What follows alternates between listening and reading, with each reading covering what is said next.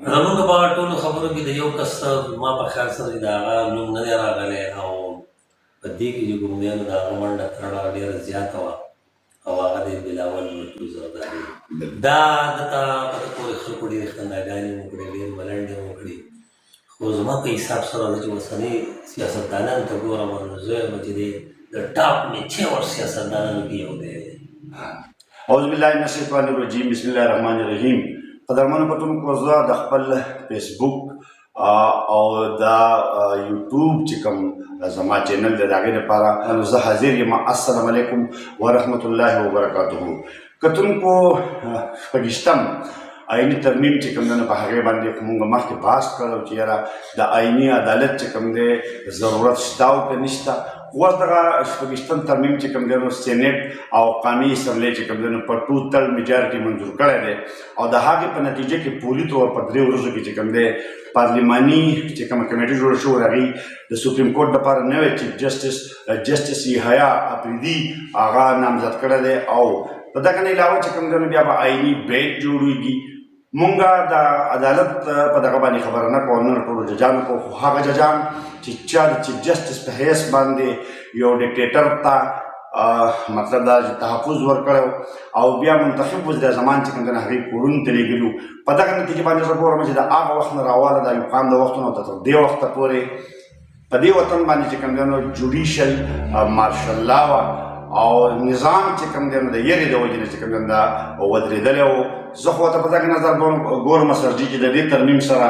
جوډیشل مارشل لا چې کوم دی نو هغه د دې وطن نه هغه وریځې چې کوم دی نو هغه لرې شوې او زه یم چې یو ډېره ټیک ټاک ازادي چې کوم دی نو مخې ته راغلې ده. تاسو وایئ؟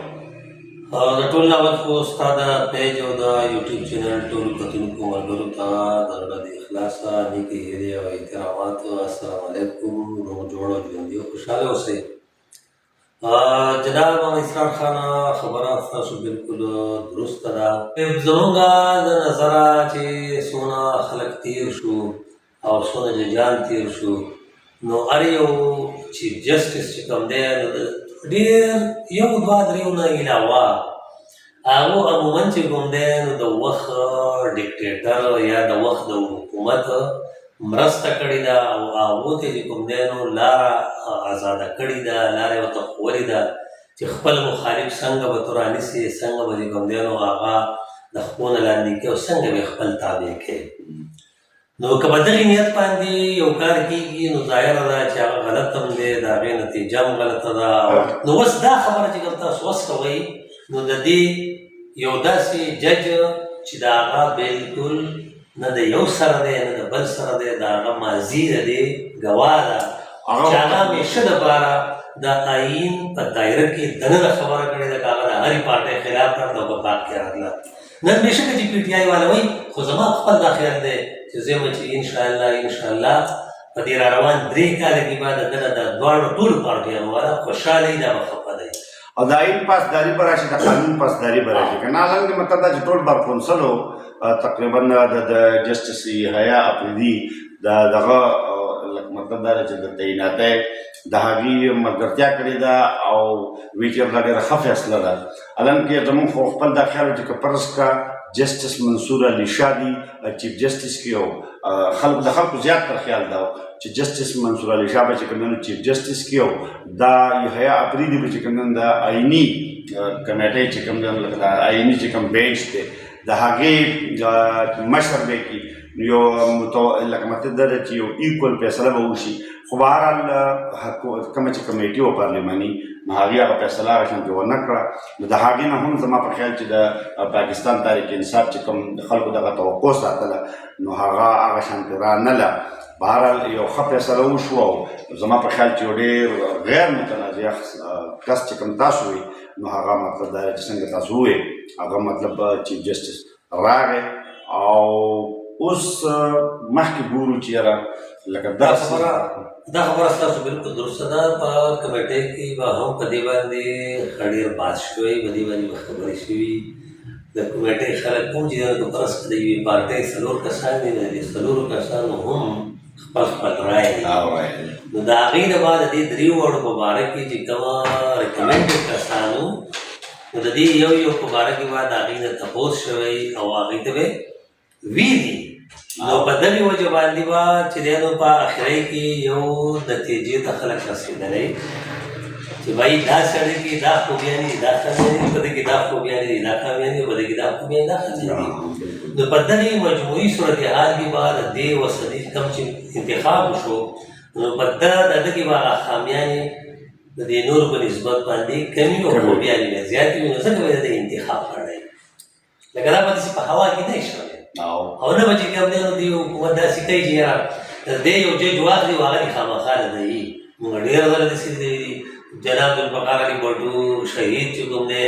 نو یو جرنیل واغستو چې یو لپ یې واغستو د هغه د لاسه هغه پاڅي شو نواز شریف چې کوم دی نو پرویز مشرف سوپرسیډ کو په نورو باندې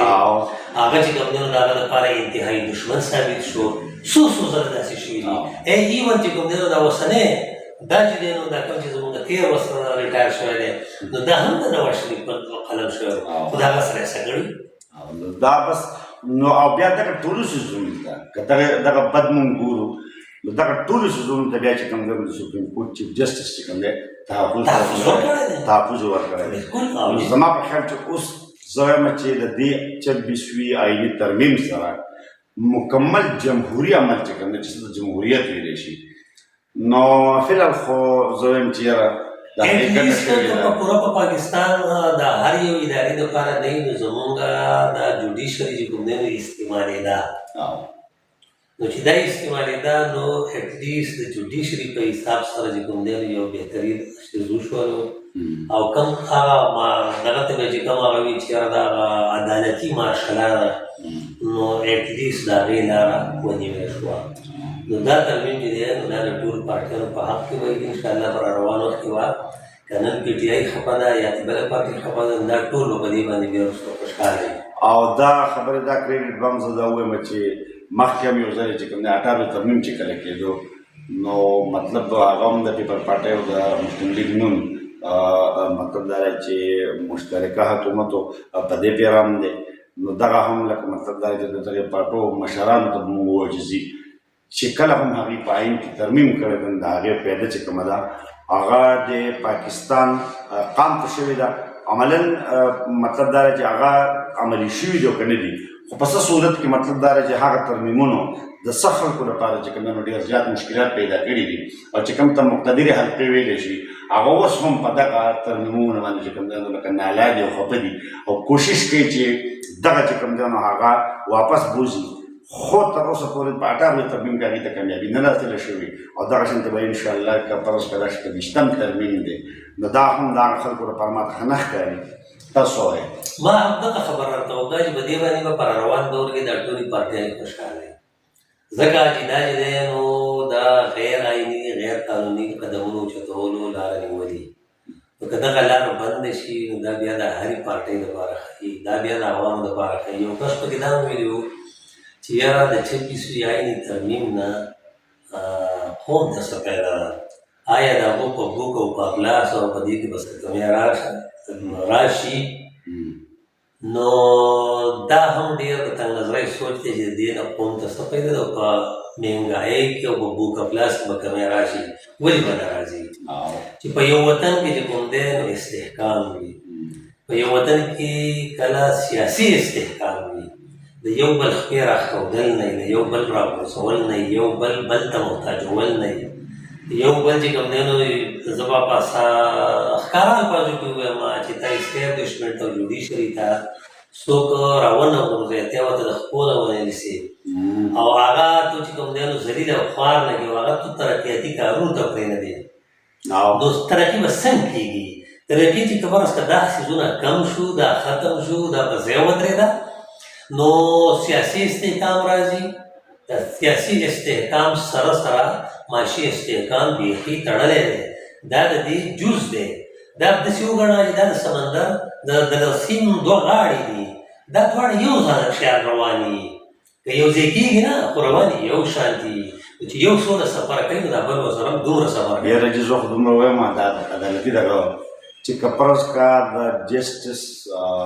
یحیا دا چې کوم جسټس عیسی په ځای باندې بل چیف جسټس وی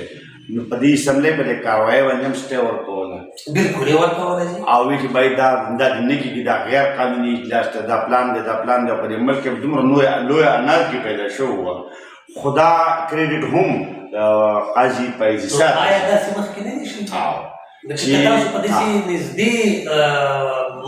دغه به ووایي ماضي قریب به درته ووایم چې په دې کې که ته فرض ته وګورې نو په دې کې داسې نه دي شوي چې اسمبلی یو